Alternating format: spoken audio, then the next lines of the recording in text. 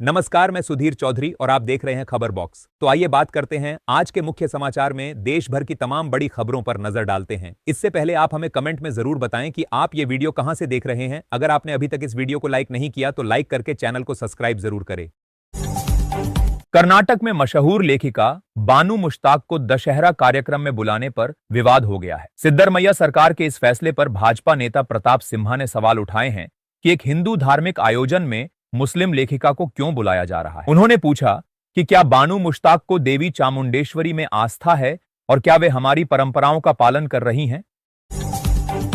America ने भारत से आयातित सामान पर 50% टैरिफ लगाने की योजना का ऐलान किया है। अमेरिकी होमलैंड सिक्योरिटी विभाग ने एक ड्राफ्ट नोटिस जारी कर इसकी जानकारी दी। यह कदम रूस यूक्रेन शांति वार्ता के बीच उठाया गया है। बढ़ा हुआ टैरिफ 27 अगस्त 2025 से लागू होगा। डोनाल्ड ट्रंप ने पहले ही टैरिफ को 25% से बढ़ाकर 50% करने की घोषणा की थी। ओडिशा में हाथियों की मौत का सिलसिला जारी है, खासकर बिजली के करंट से। पिछले 6 वर्षों में 104 हाथी बिजली के करंट से मारे गए हैं। मानव हाथी संघर्ष में भी ओडिशा में सबसे ज्यादा मौतें हुई हैं, जहां 2019 से 20 से 2024 से 25 के बीच 144 हाथियों की जान गई। प्रोजेक्ट एलिफेंट की रिपोर्ट के अनुसार सरकार को ठोस कदम उठाने की आवश्यकता है। राजस्थान और मध्य प्रदेश में बरसात के चलते चंबल नदी का जलस्तर चेतावनी बिंदु से ऊपर है। हालांकि इसमें थोड़ी कमी आई है। बाह तहसील के 7 गांवों में पानी भरा हुआ है। प्रशासन राहत कार्य में जुटा है। उटंगन नदी में उफान से फतेहाबाद में किसानों की फसलें डूब गई हैं, जिससे वे परेशान हैं। यमुना में जलस्तर घट रहा है। भारतीय शेयर बाजार ने सकारात्मक शुरुआत की। विश्लेषकों का मानना है कि थीम आधारित स्टॉक बेहतर प्रदर्शन कर सकते हैं। गिफ्ट निफ्टी में गिरावट के साथ मंगलवार को बाजार की शुरुआत कमजोर होने की आशंका है। बैंक निफ्टी में सतर्कता बरतने की सलाह दी जा रही है। विदेशी संस्थागत निवेशकों ने बिकवाली की, जबकि घरेलू निवेशकों ने खरीदारी की। बिहार में आगामी विधानसभा चुनाव के मद्देनजर कांग्रेस राजद समेत विपक्षी दलों की वोटर अधिकार यात्रा 17 अगस्त से जारी है।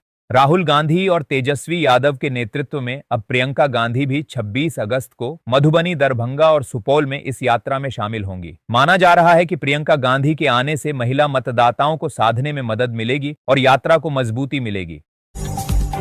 आगरा में मौसम विभाग के अनुसार इस बार सामान्य से 22% अधिक वर्षा हुई है। जून और जुलाई में अच्छी वर्षा हुई, लेकिन अगस्त में कम रही। फिरोजाबाद में सबसे अधिक वर्षा हुई है। मैनपुरी में सामान्य से कम वर्षा हुई। अलीगढ़ मंडल में सभी जिलों में सामान्य से अधिक वर्षा हुई है। अगस्त में मानसून कमजोर होने से वर्षा कम हुई। कर्नाटक में धर्मस्थल मंदिर विवाद को लेकर राजनीति गरमाई हुई है। भाजपा ने कांग्रेस सरकार से इस मामले की जांच एनआईए से कराने की मांग की है, ताकि साजिशकर्ताओं का पर्दाफाश हो सके। भाजपा ने हिंदू समुदाय से धर्मस्थल चलो अभियान में भाग लेने का आह्वान किया है। वहीं कांग्रेस ने भाजपा की मांग को खारिज करते हुए मामले का राजनीतिकरण न करने का अनुरोध किया है। उपराष्ट्रपति चुनाव में राजग के उम्मीदवार सीपी राधाकृष्णन और विपक्ष के संयुक्त उम्मीदवार बी सुदर्शन रेड्डी के बीच सीधा मुकाबला होगा, क्योंकि किसी भी प्रत्याशी ने अपना नामांकन वापस नहीं लिया है। दोनों उम्मीदवार दक्षिण भारत से हैं।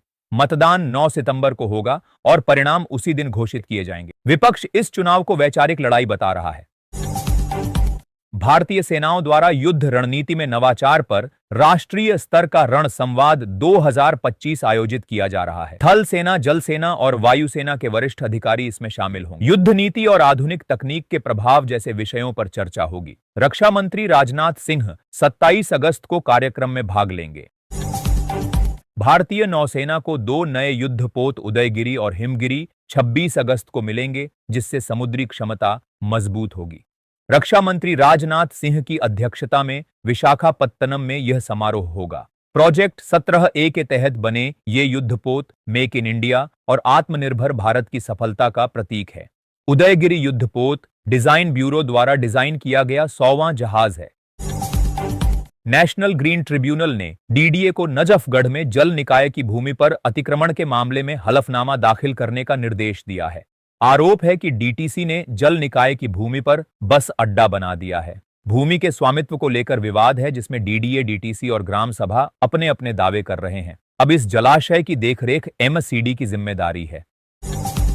आम आदमी पार्टी ने आरोप लगाया है कि दिल्ली पुलिस ने रामलीला मैदान में एसएससी परीक्षा में गड़बड़ी के खिलाफ प्रदर्शन कर रहे छात्रों पर लाठीचार्ज किया। पार्टी के नेताओं ने भाजपा सरकार पर वादा खिलाफी का आरोप लगाते हुए कहा कि मेट्रो का किराया बढ़ाकर छात्रों पर आर्थिक बोझ डाला गया है। आपने छात्रों को समर्थन देने का वादा किया है।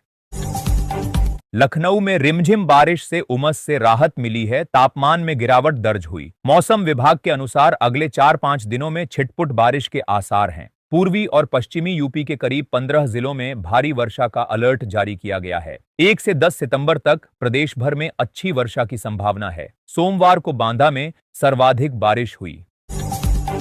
Chief of integrated defence staff air marshal Ashutosh Dikshit Thailand में एक रक्षा सम्मेलन में भाग लेंगे। इस सम्मेलन में आतंकवाद रोधी समुद्री सुरक्षा और साइबर सुरक्षा जैसे मुद्दों पर चर्चा होगी। यह सम्मेलन हिंद प्रशांत क्षेत्र में स्थिरता को बढ़ावा देने पर भी केंद्रित होगा। यह कार्यक्रम अमेरिका और रॉयल थाई आर्म्ड फोर्सेस द्वारा आयोजित किया जा रहा है। किसान अब सोयाबीन छोड़कर दूसरी फसलों की ओर रुख कर रहे हैं। मध्य प्रदेश में किसान मक्का और धान की खेती की तरफ बढ़ रहे हैं, तो महाराष्ट्र में हल्दी और कपास की खेती जोर पकड़ रही है। इस बदलाव की वजह बाजार में सोयाबीन की कीमतों में उतार चढ़ाव, मौसम की अनिश्चितता और दूसरी फसलों से बेहतर मुनाफे की उम्मीद बताई जा रही है। लखनऊ में 26 से 28 अगस्त तक रोजगार महाकुंभ का आयोजन किया जा रहा है, जिसका उद्घाटन मुख्यमंत्री योगी आदित्यनाथ करेंगे। इस महाकुंभ में युवाओं के लिए 50,000 से अधिक नौकरियां और 15,000 अंतर्राष्ट्रीय अवसर उपलब्ध होंगे। संयुक्त अरब अमीरात, सऊदी अरब, जापान और जर्मनी जैसे देशों में नौकरी के अवसर मिलेंगे। 10,000 से अधिक युवाओं को ऑफर लेटर दिए जाएंगे, जिनमें विदेशी नियुक्तियां भी शामिल हैं। दिल्ली में सोमवार को बादल छाए रहे और कई जगहों पर हल्की से तेज बारिश हुई, जिससे मौसम खुशनुमा बना रहा। मौसम विभाग के अनुसार मंगलवार को भी बारिश की संभावना है। बारिश के कारण दिल्ली की वायु गुणवत्ता संतोषजनक स्तर पर बनी हुई है। सोमवार को अधिकतम तापमान 28.6 डिग्री सेल्सियस दर्ज किया गया। इजरायल के सेना प्रमुख एयाक जमीर ने प्रधानमंत्री बेंजामिन नेतन्याहू से हमास के साथ बंधकों की अदला-बदली का समझौता करने का आग्रह किया है। उन्होंने कहा कि हमास समझौते के लिए तैयार है, जिससे जीवित बंधकों को बचाया जा सकता है। दूसरी ओर इजरायल ने यमन की राजधानी सना में बमबारी की, जिसमें कई लोग हताहत हुए। सुप्रीम कोर्ट ने अशोक यूनिवर्सिटी के प्रोफेसर अली खान महमूदाबाद के खिलाफ निचली अदालत की कार्यवाही पर रोक लगा दी है। हरियाणा पुलिस ने ऑपरेशन सिंदूर से संबंधित विवादित सोशल मीडिया पोस्ट के लिए मामला दर्ज किया था। जस्टिस सूर्यकांत की पीठ ने मजिस्ट्रेट को भारतीय न्याय संहिता की धारा 152 के तहत आरोप पत्र पर संज्ञान लेने से रोक दिया। केंद्रीय मंत्री किरेन रिजिजू और असम के मुख्यमंत्री हिमंत बिस्व शर्मा ने सामाजिक कार्यकर्ता सईदा हमीद पर बांग्लादेशियों के असम में रहने की बात कहने पर तीखा हमला किया। रिजिजू ने सईदा पर भ्रामक जानकारी देने का आरोप लगाया और कहा कि उन्हें अवैध घुसपैठियों का समर्थन नहीं करना चाहिए। दिल्ली एनसीआर में बारिश जारी है। मौसम विभाग ने अगले कुछ दिनों तक हल्की से मध्यम बारिश की संभावना जताई है। उत्तर प्रदेश के कई जिलों में भी बारिश का अलर्ट है। हिमाचल प्रदेश, जम्मू कश्मीर और उत्तराखंड में भारी बारिश से जनजीवन अस्त व्यस्त हो गया है। भूस्खलन और बाढ़ ने तबाही मचा दी है। हिमाचल में मणिमहेश यात्रा पर गए 3 तीर्थयात्रियों की मौत हो गई है। प्रधानमंत्री नरेंद्र मोदी ने कहा कि वह किसानों के हितों से समझौता नहीं कर सकते। हम पर दबाव बढ़ सकता है, लेकिन हम इसे सहन करेंगे। पीएम मोदी की यह टिप्पणी भारतीय वस्तुओं पर 50% अमेरिकी टैरिफ लागू होने से 2 दिन पहले आई है। उन्होंने कहा कि 60 से 65 वर्षों तक भारत पर शासन करने वाली कांग्रेस ने भारत को दूसरे देशों पर निर्भर बना दिया है। बिहार में विशेष सघन पुनरीक्षण के दौरान 65 लाख मतदाताओं के नाम कटने के बाद चुनाव आयोग सवालों में है। आयोग ने संकेत दिया है कि अंतिम मतदाता सूची में करीब 4 लाख नए मतदाताओं के नाम जुड़ सकते हैं, क्योंकि 3,49,000 मतदाताओं ने नाम जोड़ने के लिए आवेदन किया है। इनमें ज्यादातर आवेदक 18 वर्ष के हो रहे हैं या पहली बार मतदाता बन रहे हैं। हरियाणा सिख गुरुद्वारा मैनेजमेंट कमेटी के प्रधान जगदीश सिंह जींडा ने मीरी पीरी इंस्टीट्यूट का निरीक्षण किया। उन्होंने अस्पताल में महंगी दवाओं की शिकायतें पाईं और एसजीपीसी पर हरियाणा के चढ़ावे का दुरुपयोग करने का आरोप लगाया। जींडा ने कहा कि मरीजों को महंगी दवाइयां खरीदने पर मजबूर किया जा रहा है, जबकि एसजीपीसी करोड़ों रुपए खर्च करने का दावा कर रही है। यह संगत के साथ धोखा है। जम्मू संभाग में लगातार बारिश के कारण भूस्खलन और बाढ़ की घटनाओं को देखते हुए जम्मू पुलिस ने नागरिकों की मदद के लिए हेल्पलाइन नंबर जारी किए हैं। आपातकाल में लोग 112 पर या डिस्ट्रिक्ट पुलिस लाइन जम्मू से 9541910000 और 1919125717 पर संपर्क कर सकते हैं।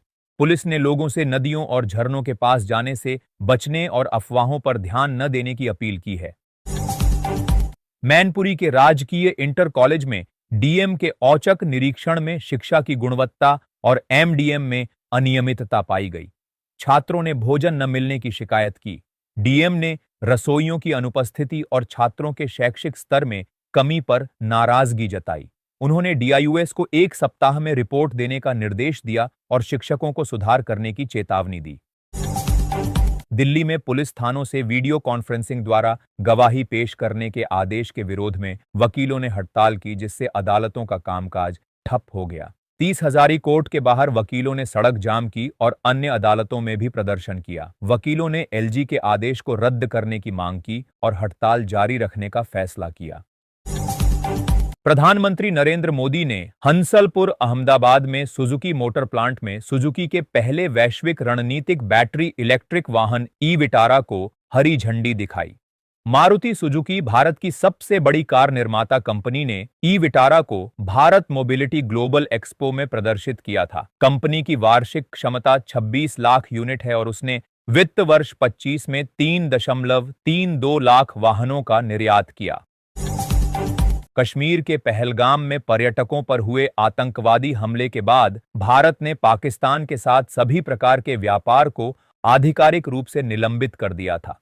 इसमें पाकिस्तान को दवा का निर्यात भी शामिल रहा। यही वजह है कि पाकिस्तान दवा भेजी जाने वाली दवाओं का निर्यात पिछले 2 महीने से रुका हुआ है। इससे पाकिस्तान को कई दवाई और टीके मिलने में देरी हो रही है। त्योहारी सीजन को देखते हुए दक्षिण पूर्व रेलवे ने चक्रधरपुर रेल मंडल से 3 स्पेशल ट्रेनें चलाने का निर्णय लिया है। यह ट्रेनें टाटा नगर, राउरकेला और झारसुगुड़ा होकर गुजरेंगी। संतरागाछी, अजमेर, पोदनूर, बरौनी और कोयंबटूर, धनबाद के लिए ये स्पेशल ट्रेनें यात्रियों की सुविधा को ध्यान में रखकर चलाई जाएंगी। इन ट्रेनों के चलने से यात्रियों को राहत मिलेगी। भारत की लेजर मार्क क्षमता का लोहा चीन ने माना है। भारत ने integrated air defence weapon system के तहत हाई पावर लेजर वेपन का परीक्षण किया, जिसे चीन के सैन्य विशेषज्ञ ने उल्लेखनीय प्रगति बताया। इस प्रणाली में सतह से हवा में मार करने वाली मिसाइलें और उच्च क्षमता की लेजर प्रणाली शामिल हैं। अमेरिकी राष्ट्रपति डोनाल्ड ट्रंप ने डिजिटल सर्विस टैक्स लगाने वाले देशों को धमकी दी है। उन्होंने कहा कि ऐसे देशों पर भारी टैरिफ लगाया जाएगा और चिप निर्यात पर रोक लगाई जाएगी। ट्रंप ने अल्फाबेट, मेटा और अमेजन जैसी अमेरिकी टेक कंपनियों पर टैक्स लगाने वाले देशों के खिलाफ सख्त लहजे में बात की। उत्तराखंड में पहाड़ों से मैदानों तक बादल छाए हैं, जिससे कई स्थानों पर भारी बारिश हो रही है। मौसम विभाग ने देहरादून, टिहरी, उत्तरकाशी, रुद्रप्रयाग, चमोली, बागेश्वर और पिथौरागढ़ में कहीं कहीं बहुत तेज बारिश की चेतावनी दी है। देहरादून में रविवार रात से झमाझम वर्षा हुई और आज भी बारिश का अनुमान है। लोगों को सतर्क रहने की सलाह दी गई है। देहरादून में सनातन संस्कृति की आड़ में ठगी करने वालों के खिलाफ सरकार सख्त हो गई है। ऑपरेशन कालनेमी के तहत पुलिस ने 4000 से अधिक लोगों की जांच की और 300 गिरफ्तारियां की, जिनमें एक बांग्लादेशी नागरिक भी शामिल है। मुख्यमंत्री धामी ने कहा कि देवभूमि में अवैध गतिविधियों को बर्दाश्त नहीं किया जाएगा।